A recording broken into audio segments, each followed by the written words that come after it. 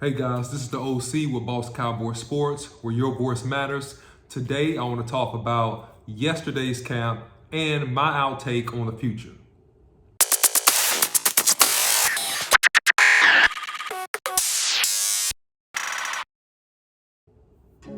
So guys, let's just jump right into this thing. I'm okay with Dak Prescott.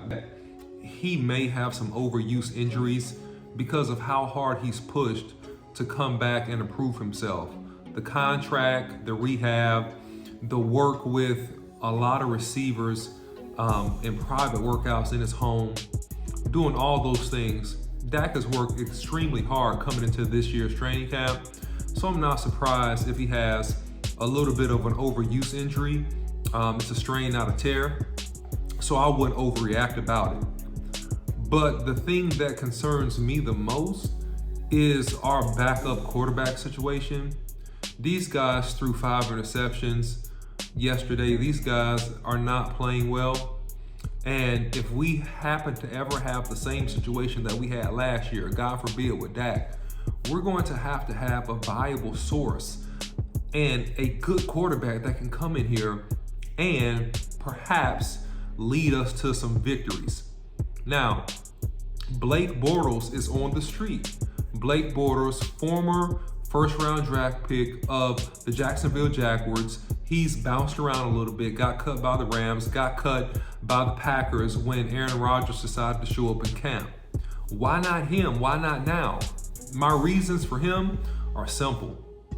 He's young, he has starting experience, he has a good enough arm and a familiarity with a few different offenses to come in and be a plug-and-play contributor, and he still has a first-round grade. He wasn't successful in Jacksonville because of a variety of reasons, but at the same time, he is more than capable of coming in and at least getting you through some games and leading an offense. And at this point in his career, I believe he still has something in the tank and he's still a teachable guy. So that's just food for thought, number one. But secondarily, a player that I would keep my eye on, that I would be concerned about a little bit more than people are even mentioning it right now. I'm fine with Zach Martin taking a couple days off, but because of the injury history, I am personally concerned if Tyron Smith misses any amount of time at all. I know that they gave him the practice off because of tendonitis in the elbow, but those elbows are very, very significant, and he already wears a huge contraption on his left elbow. So I just want to be sure that he's tight. I don't want to overreact, but I'll keep a close eye on that. Something new that also changed yesterday is that you saw Britt Urban running with the ones. He was not running with the ones before.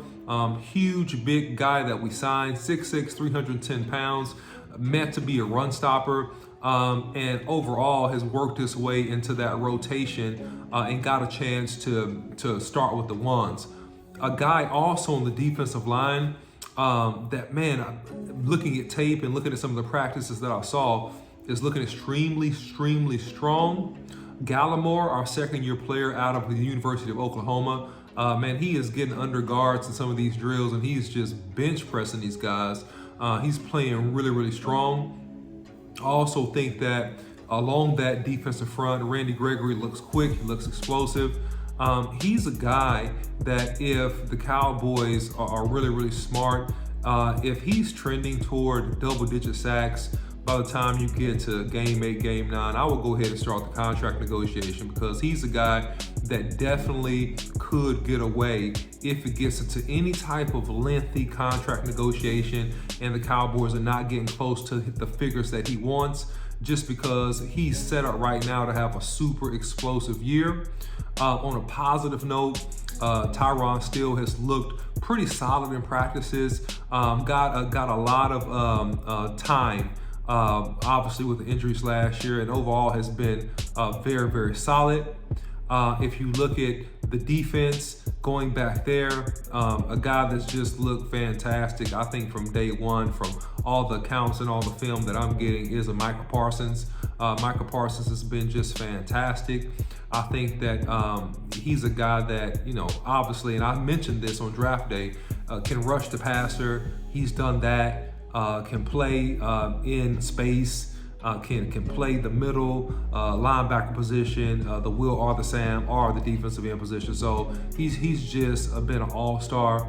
A lot of people I think are not giving enough credit to Boss Man Fact.